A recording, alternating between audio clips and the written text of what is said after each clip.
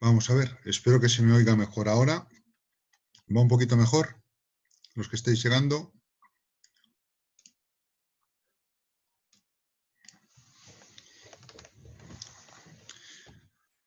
Marta, ¿me oís bien? Sí, Ahora sí. perfectamente. Vale. Se ve que la otra ha caído, o se ha saturado. Muy bien.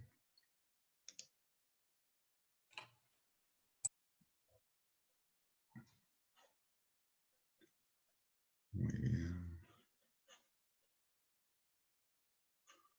Fenomenal. Bueno, ya irán llegando el resto. Pues yo creo que es eso, que la red otra, que en teoría es mejor, se ha debido saturar porque se han debido conectar más personas y ya no podía más. Bueno, pues vamos a compartir la pantalla. Profesor, Sí. por si no tenemos tiempo al final, ¿cuándo piensa indicarnos en qué va a consistir el segundo trabajo? ¿Para cuándo lo tenemos que tener? Como muy tarde, el jueves que viene. ¿Nos lo va a indicar usted? Sí, os lo enviaré en un correo. ¿Vale? ¿Que va a ser también un microensayo? Yo intentaré que sea algo más corto que lo anterior y que sea concreto, ¿no? Pero Muy bien, gracias. le tengo que dar alguna vuelta todavía. Gracias. Profesor, otra pregunta. Lorena, dime si. Hay una lectura en Logos que se llama Adán Genético, que está en inglés. No sé si es a propósito o es error o... No, es que los que puedan, los que sepan inglés lo pueden leer, como no es obligatorio. Ah, vale, vale, muy bien, Yo gracias. no lo encontré en castellano, pues Vale. vale. Entonces es muy bien. Bueno, pues vamos con el problema mente-cerebro. Lo primero que quiero decir es que aquí no nos jugamos que la existencia del alma, ¿no? O sea, puedes sostener, aquí lo que se discute ¿es distinta la actividad del cerebro de la actividad de la mente? ¿Son independientes o están conectadas?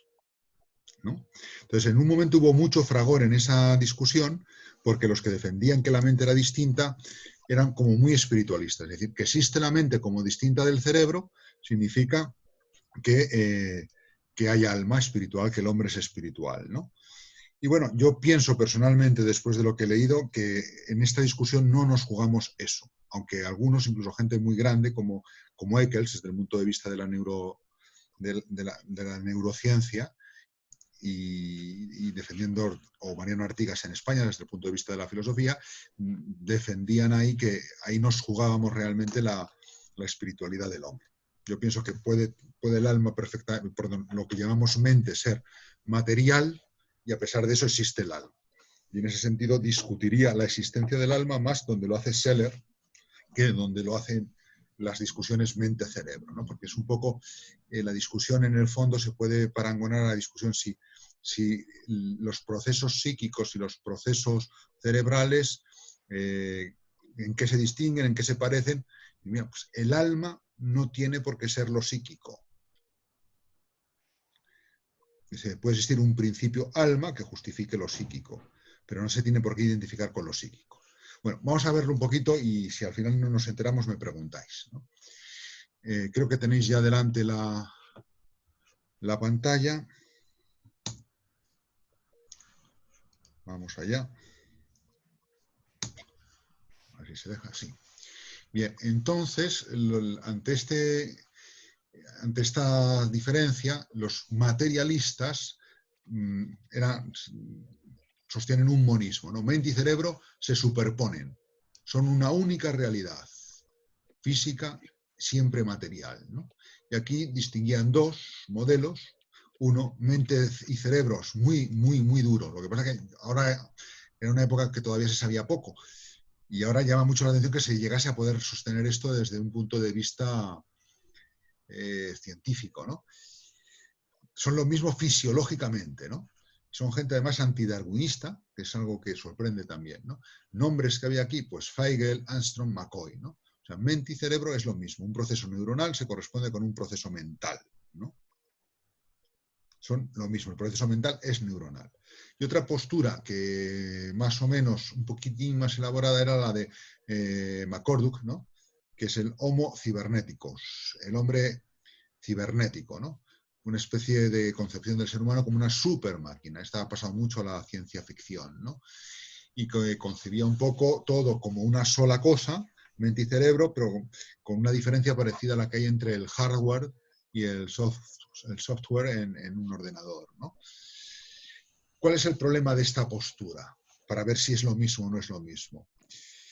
Que ignora fenómenos muy humanos cotidianos, ¿no? La memoria selectiva, la realidad de la conducta ética, ¿no? Eso, una identificación de mente y cerebro no es capaz de explicarlo. ¿Cómo es posible una memoria selectiva? Tendría que ser automática, ¿no? Y la realidad de la conducta ética. Es decir, te paras, decides, valoras, tal, ¿no? Con una cuestión de está bien o está mal, ¿no? Que es distinta de lo otro, ¿no?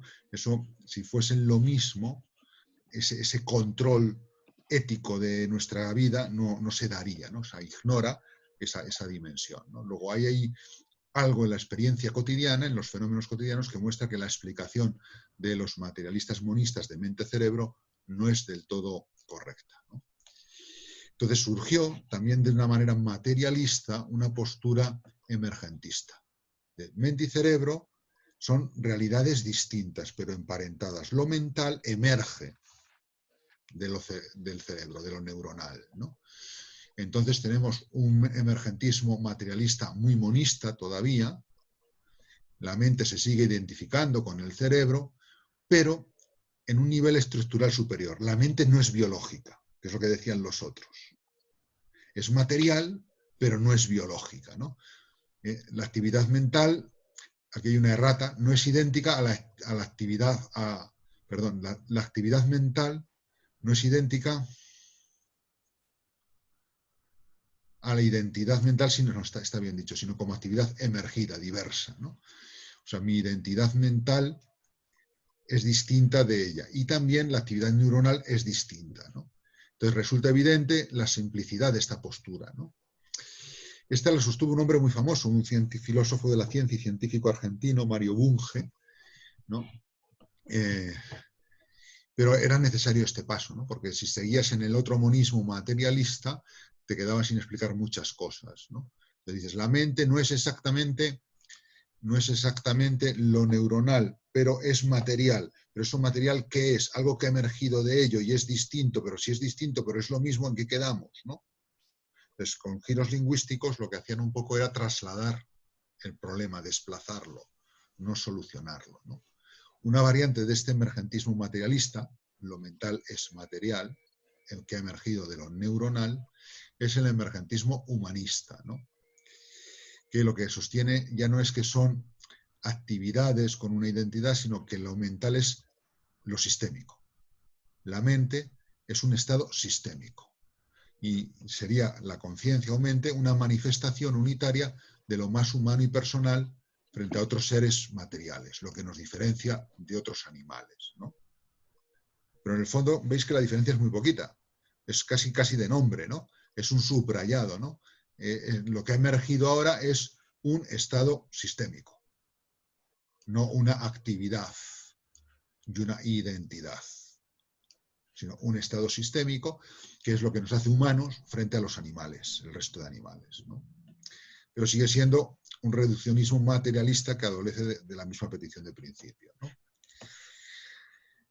Zubiri, por el contrario, que está muy en diálogo con la ciencia, sostiene, como demuestra Caballero Bono, que su postura es emergentista. Dice, sí, de la actividad del organismo, de la actividad neuronal, surge, viene exigida una actividad mental. Pero esa actividad mental, Zubiri dirá, no se queda en lo meramente psicoanimal, por decirlo así, sino que tiene una propia idiosincrasia, que es la espiritual, ¿no?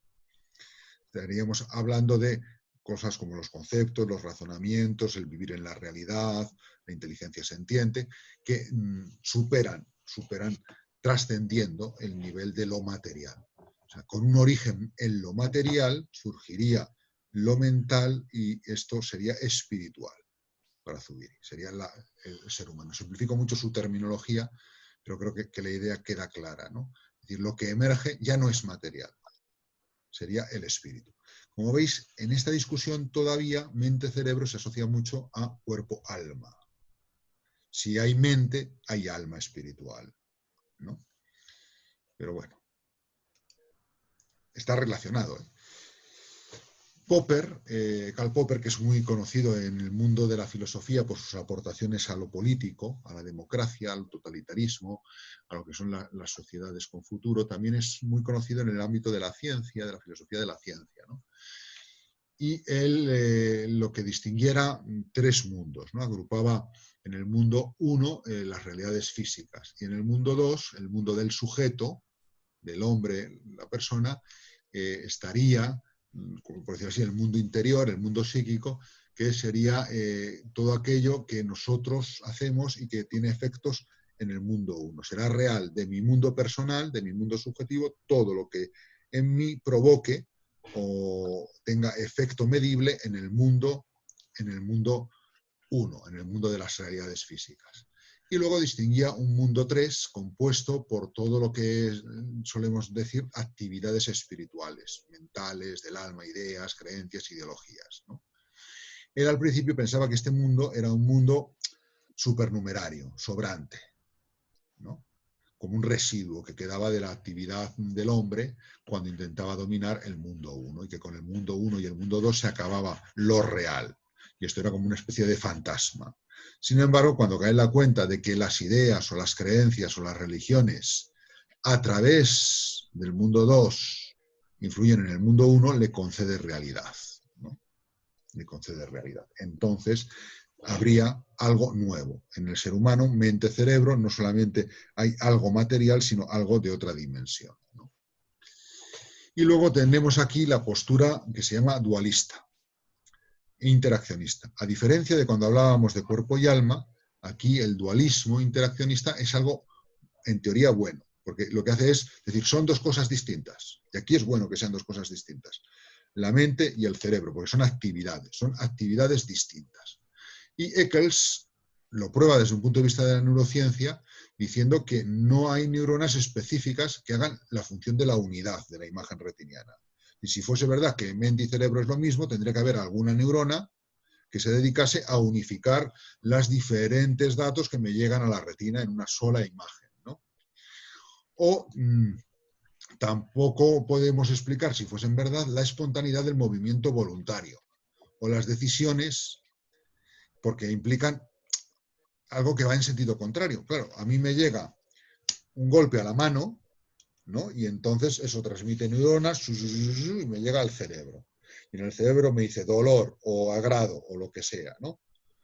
Y demás. Y entonces llega una respuesta. Ah, pues me agarro más o me separo, ¿no? Entonces ahí habría una unidad neurona con el estado mental de dolor o de agrado, por ejemplo, ¿no? Viendo uno muy simple. Sin embargo, si yo ahora cojo y sin dolor, sin agrado, sin nada que me excite, digo, voy a mover la mano y voy a coger con mi dedo y casi tocar la videocámara de la transmisión hasta que no me vea, ¿no? Claro, ha sido un movimiento libre, decidido por mí, que no responde a un impulso neuronal. Hay algo en mí que ha provocado el movimiento. Y claro, he usado las neuronas, claro que las he usado. Pero el movimiento ha partido de otro origen, ¿no? Luego tiene que haber algo distinto, es lo que muestra Eccles, de lo neuronal, que explica estos procesos mentales como la decisión o el movimiento voluntario. O el fenómeno de la memoria selectiva. Voy a buscar en mis recuerdos esto, o lo que sea. Y el fenómeno muy curioso del tiempo de Libet. Este os lo cuento muy brevemente porque es muy divertido. Aunque luego, cuando más profundizas en él, más ambiguo resulta, ¿no? Vosotros habéis visto, me imagino, la película esta de Matrix, cuando ven los déjà vu que eran señal de que había un reajuste en el sistema, ¿no? Veías un gatito en la ventana y luego lo volvías a ver. Uy, ¿qué ha pasado aquí, no? El sistema se ha reajustado, ¿no? Bueno, ¿qué es un déjà vu o un déjà vu? Depende de si eres francés o americano. ¿En qué consiste? Pues consiste en que se altera el tiempo que tarda lo que sientes, lo que ves, lo que oyes, en llegar al cerebro y hacerte consciente de él. O sea, hay un tiempo ahí que cuando estamos en forma, cuando no estamos estresados, cuando estamos en estado normal, es prácticamente inmediato. Se puede medir, pero es prácticamente inmediato. O sea, yo ahora veo que muevo en mi pantalla del ordenador la banda de arriba a abajo y entonces es inmediato, ¿no? Ahora, si por ejemplo yo estoy muy cansado, o sea, es muy inmediato el qué. El conocimiento sensible, intelectivo de eso y el yo ser consciente de que estoy viendo eso. Yo soy consciente de que ahora os estoy viendo a vosotros, a algunos, a través de este programa, ¿no? Vale. Ahora, si yo estuviese estresado, agotado, por un gran dolor de la pérdida de un ser querido, por algún motivo así, eso puede provocar que ese tiempo se alargue. Entonces yo tengo lo que estoy viendo ahora de vosotros, esa impresión, y al mismo tiempo, cuando me hago consciente de ella, hay un micro retraso. Un micro retraso. Entonces, en esos estados de cansancio, nosotros tenemos, uy, esto ya lo he vivido, os habrá pasado alguna vez, o en un estado de estrés. Uy, si esto ya lo he vivido. A veces que es verdad eso de las reencarnaciones, evidentemente no, ¿no? Pero esto ya lo he vivido porque tengo sensación de algo presente como algo pasado. Porque has tomado conciencia de esa sensación que has tenido con una 10.000º micra de segundo respecto a lo normal debido al estrés. Y entonces, el dato que tú tienes de que estoy comiendo esta sopa o estoy hablando con Juanita, te llega a la vez como presente y como pasado a tu conciencia. Esto ya lo he vivido, esto ya lo he visto. No sé si lo he logrado explicar. ¿Qué es lo que esta experiencia así explicada, que es una experiencia común que se puede interpretar con el tiempo del IBET? ¿Qué es lo que muestra? Que entre lo neuronal y lo consciente, lo mental, hay una distancia que hasta hay un tiempo. Luego son distintos. Luego son distintos, ¿no? Bien, y eso es lo que utilizará también el Eccles para intentar mostrar que en el hombre hay algo que no es puramente neurona, puramente materia, ¿no? Bien. ¿Es interesante todas estas discusiones? Sí, porque en ellas salen, además de argumentos para diferenciar lo neuronal de lo mental, salen argumentos para apoyar la espiritualidad. Pero los argumentos para apoyar la espiritualidad pueden desgajarse de la actividad mental. O sea, ahí yo soy un poquito más de Seller a fecha de hoy. ¿Por qué? Porque los fenómenos psíquicos podrían, a los que se refiere este problema, podrían ser equiparables a los que tiene un perro, a los que tiene un orangután, un chimpancé, ¿no? Y tienen una vida psíquica, no intelectual, ¿no? Y en ellos esa vida psíquica es también distinta de la vida neuronal, ¿no? En un simio tal. Entonces, ¿qué pasa eso? ¿Que el chimpancé o el perro tiene un alma espiritual? Mira, no. Tiene actividad psíquica de simio, tiene psique de simio, ¿no? Porque su forma, en terminología aristotélica, es sensitiva, muy avanzada y tiene ese tipo de actividad. Lo que no tiene son unos tipos de operación espirituales como los que tengo yo. Claro, si yo ya me meto en el concepto abstracto universal, en el amor interpersonal, entre las experiencias realmente espirituales, entonces ya pruebo la existencia de mí de un principio espiritual, ¿no? Algunas de esas salen aquí. Sale la de Popper, por ejemplo. El mundo 3 es un mundo espiritual, ¿no? Pero no es necesario que porque haya psique distinta de lo neuronal, eso signifique que hay un alma espiritual. Lo que se asemeja aquí es porque algunos de los argumentos que aportan, algunos de los que defienden el dualismo, son también argumentos válidos para el alma en otro contexto. ¿Vale? Bueno, que hayáis oído por lo menos hablar de esto un poquito, yo creo que merece la pena y enriquece. Bueno, vamos a una teoría, y este es apasionante, el laberinto este, ¿verdad? Yo lo cuento, no hay que sabérselo, pero por lo menos también es una cosa que merece la pena conocerse. Esto es la teoría del conocimiento, según Santo Tomás, cómo pongo yo en marcha todos mis recursos para captar la verdad, ¿no?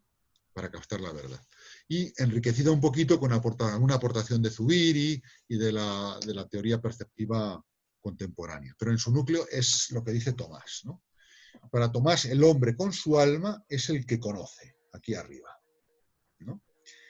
Y para conocer, pongo en marcha, utilizo lo que para él son facultades sensitivas y facultades intelectivas. Aquí Zubiri haría una crítica y diría, no, ahí pone en marcha potencias intelectivas y potencias sensitivas. Pero lo que está facultado es solo, sería su terminología, el todo sensible intelectivo, la inteligencia sentiente que él llama, ¿no? Porque sin que juegue lo sensitivo y juegue lo intelectivo no hay conocimiento. Por lo tanto, no sería estricto llamarle facultad al intelecto y facultad a lo sensitivo porque hacen falta los dos. No están facultados hasta que no se ponen de acuerdo. Bueno, sería una de las críticas que hace Zubiri. Pero volviendo a Tomás. Entonces, nota, esto que vemos aquí es instantáneo. Es una descripción analítica por pasos de algo que ocurre en el instante. O sea, no es un proceso. No es un proceso. Es instantáneo. O sea, tú ahora estás viendo la pantalla y dices negro sobre blanco y eso es instantáneo. Pero cuando tú dices negro sobre blanco, tú estás poniendo en juego todo esto. Que es lo que aporta a ese acto tan sencillo, ese acto tan sencillo, toda tu persona. Entonces, tus sentidos externos, que son los clásicos tacto, vista, oído, tal, más los sentidos, vamos a decir así, interiores, están los exteriores y los interiores dentro de los externos que te dicen la cinestesia, el sentido del equilibrio, del movimiento, que depende un poco del oído interno, ¿no? O la cenestesia, el sentido de bienestar, de estar a gusto, tienes una mala digestión, hay algo que se te ha atragantado, tienes unos gases, has cogido frío y entonces no te encuentras del todo a gusto, ¿no? A veces también la cenestesia tiene que ver con la aglutinación de los sentidos y que no se confundan unos con otros, pero bueno, el hecho es que son cosas sensibles que te dan datos de lo real. Estos sentidos son unidos a la actividad de los sentidos internos, que estos no son orgánicos, estos suelen ser orgánicos o de todo el organismo. Los internos no son estrictamente orgánicos, son del organismo, ¿no? Yo organizo las sensaciones y las agrupo con el sentido común. El sentido común aquí está relacionado, pero no es el sentido común de un pueblo, el sentido común de una nación, el sentido común de una persona. Es el sentido que acomuna la información sensible y la remite a un mismo objeto. ¿Cómo sé yo que lo que me dice el ojo, me dice la mano y me dice el gusto es del mismo tomate que me estoy comiendo? Hace falta algo que lo unifique. Esto sería el sentido común. Lo acomuna. Si efectivamente tú dices, mira, el rojo, el sabor ácido y salado y el olorcillo del tomate es cada uno de una cosa, te falta el sentido común. ¿Vale? Bien. Junto a eso tendríamos la imaginación, que en un primer sentido lo que hace es construir una imagen sensible. Tú ahora, imagínate, no sé, el bolígrafo que tienes ahí en el escritorio. Lo ves, lo conoces como bolígrafo, cierras los ojos. ¿Puedes reconstruir la imagen del bolígrafo? Sí. ¿Por qué? Porque tienes imaginación, capacidad de quedarte con la imagen sensible, concreta, de este bolígrafo que tenías ahí delante. Una vez que lo has captado como uno, construyes su imagen. En latín, la palabra imagen aquí es fantasma. ¿Vale? Se llama fantasma. Junto a eso, cuando tú conoces el bolígrafo o el tomate o el huevo podrido, no conoces solo una cosa que está ahí delante, sino conoces cómo te afecta. Y empiezas como una especie de razón sensible a ver si te conviene o no te conviene. Del huevo que huele podrido te está diciendo aléjate, no es sano, no te conviene. Del tomate te dice sí te conviene, ¿no? Eso que conoces ahí. Y además tienes la capacidad de guardar esas imágenes, esas fantasmas en tu memoria. Tienes memoria. Mejor o peor, pero tienes una memoria sensible. Una memoria sensible. Entonces, los sentidos externos, con su estar en la realidad, con su colocarnos en la realidad, que queda conjugado con un montón de sensibilidad interna, que son estas funciones. Hoy los expresaríamos más como funciones, que es como lo hace Zubiri. Zubiri esto no lo haría así, lo haría a través de criterios funcionales, pero hace falta algo que haga aquí esta tarea, ¿no? lo que elaboraríamos es la percepción, una representación de lo real, interior en mí. Es lo que llamamos imagen. La imagen es particular, material e intencional. Puede que un perro, en su conocer, se quede aquí, en la imagen, o que un simio se quede aquí, en la imagen. Nosotros hacemos esto, pero a la vez que hacemos esto, lo estamos haciendo con nuestras facultades intelectivas, con nuestra inteligencia, que es sentiente. Y esta fuerza intelectiva está colaborando en esta acción con todo lo más sensible. Y entonces, esa imagen no se queda en imagen, sino que mi intelecto agente abstrae, como extrae en ella algo que no es particular, material o intencional, sino que me sirve para cualquier cosa como ella, algo que es universal. Y eso que abstrae lo coloca en su intelecto posible o pasivo, que es como el almacén de conceptos, vamos a decirlo así. He comprendido esta esencia, he captado este concepto y lo conozco.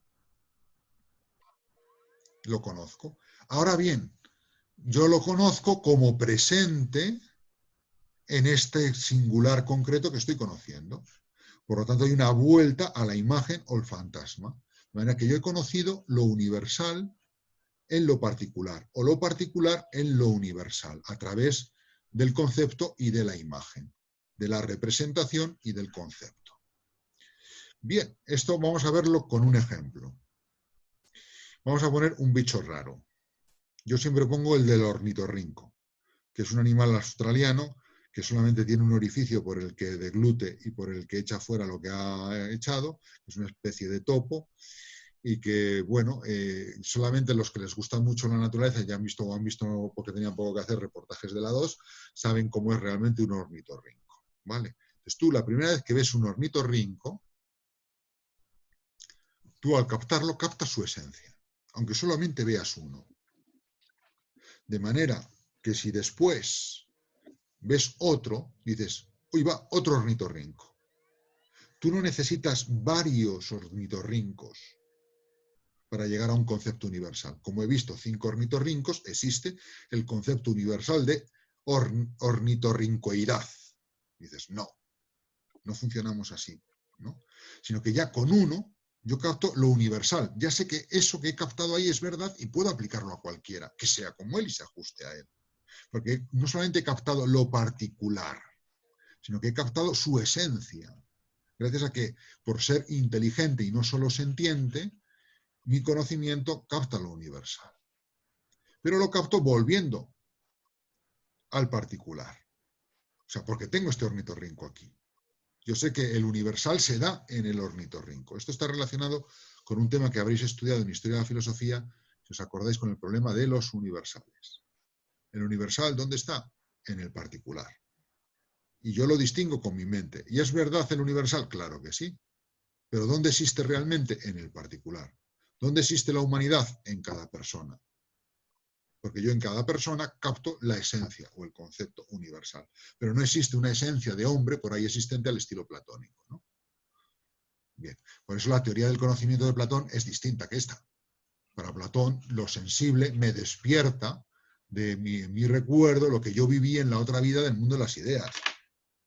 La anámnesis famosa, ¿no? ¿Os acordáis? No ha conseguido unificar lo sensible con lo inteligible. Le ha quedado solo la anámnesis, esa cosa así, ¿no? En su momento es un gran paso, ¿no? Aquí Tomás coge lo aristotélico y lo hace avanzar, ¿no? Y ya mete un poco el tema de la intencionalidad, porque la imagen, la representación, hace intención, remite intencionalmente a la cosa concreta.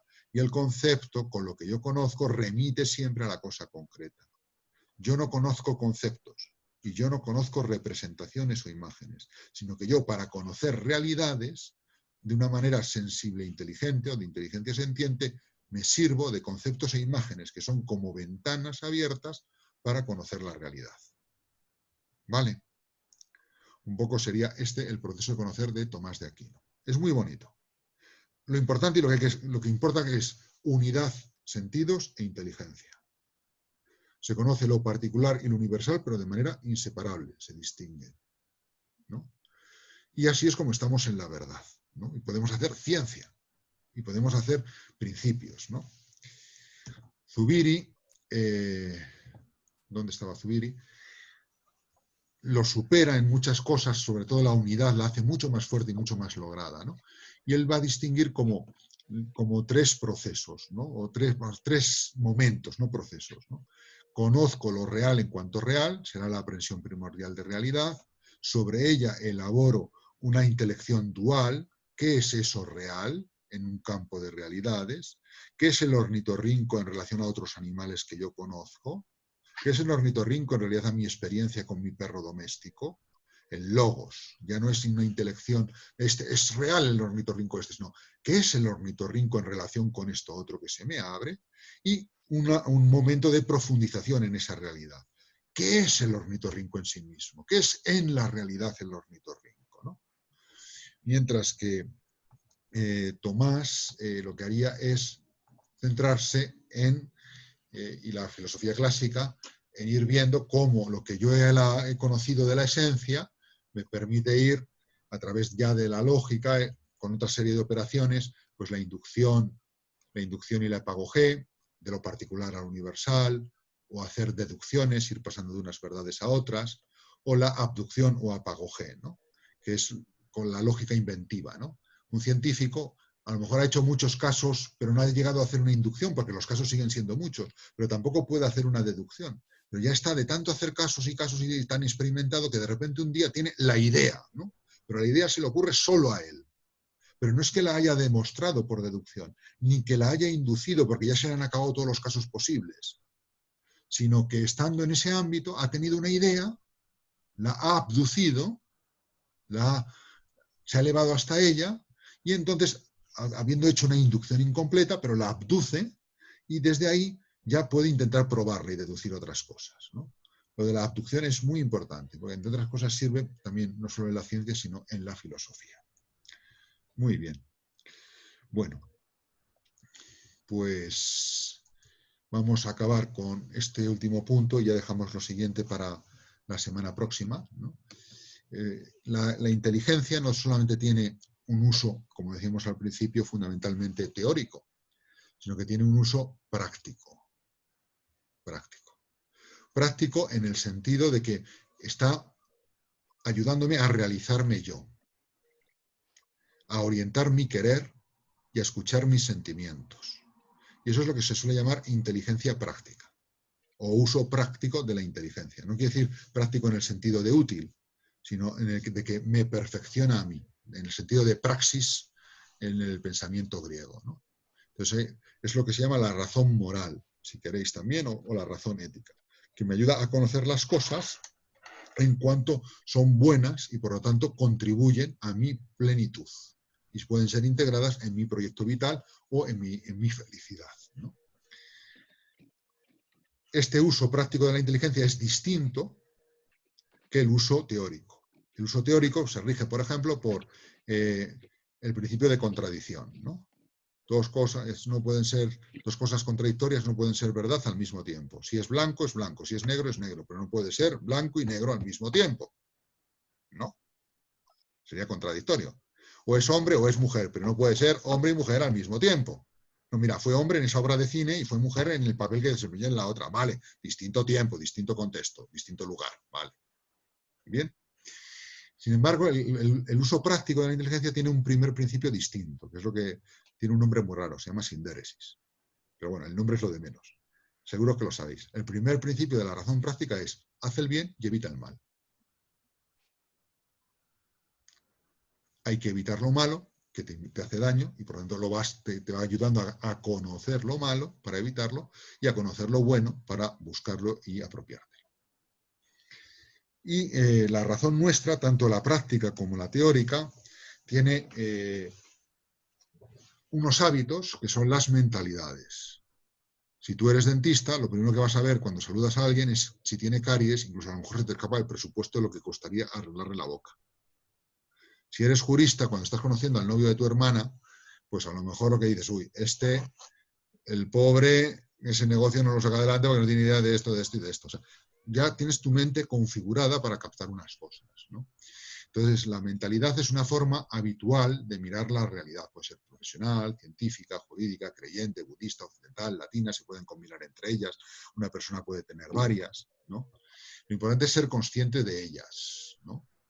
Porque es lo que nos abre a escuchar a otros que nos enriquecen, ¿no? Y luego existe el riesgo de la ideología, que ocurre cuando decidimos que una mentalidad, con sus principios particulares, se convierte en la explicación del todo. Es decir, la solución del mundo es jurídica. La solución de España es económica. La solución de España es religiosa. Pues mira, no es ni política, ni jurídica, ni religiosa. Requiere de todos. Entonces tú puedes tener una ideología juridicista, una ideología de fanatismo, una ideología moralizante, una ideología materialista, una ideología cientificista, ¿no? Todas esas cosas. Muy bien, pues nos hemos pasado de tiempo, de la hora, por culpa de estas cosas. Esta hora la convertiré en audio, os la pondré en audio y también os la pondré en vídeo en el canal de YouTube. Con que busquéis José Antúnez Cid y algo de filosofía, me imagino que aparecerá. Si no, ya en la próxima email os pongo también el enlace al canal para que lo curioséis. Es un canal muy, muy sencillito porque lo que tiene son estas clases y poco más. Pero si os ayuda un poquito, pues mejor. ¿Vale? Muy bien. Pues... Muchísimas gracias. Me alegro de veros. Rezaremos por Ana María. Gracias. Ana María, ¿estás por ahí? Gracias, padre. Gracias, padre. La han llamado del hospital. Vale, pues dadle recuerdos, ¿vale? Hola, Chuche. Acordaos que a partir de la semana que viene tengo un aula de tutorías. Sí. Entonces, ahí yo, si os intentáis entrar y no os conectáis, simplemente tenéis que esperar, porque no os voy a admitir a todos a la vez, sino que hablo con uno y cuando suelto a ese, cojo al siguiente. De acuerdo. Vale. O sea, no es que no funcione. Gracias. Gracias Vale. por todo. Gracias. A vosotros, y ánimo. Venga. Celina. Saludos a todos. Adiós. Dios los bendiga. Hasta luego. Chuche.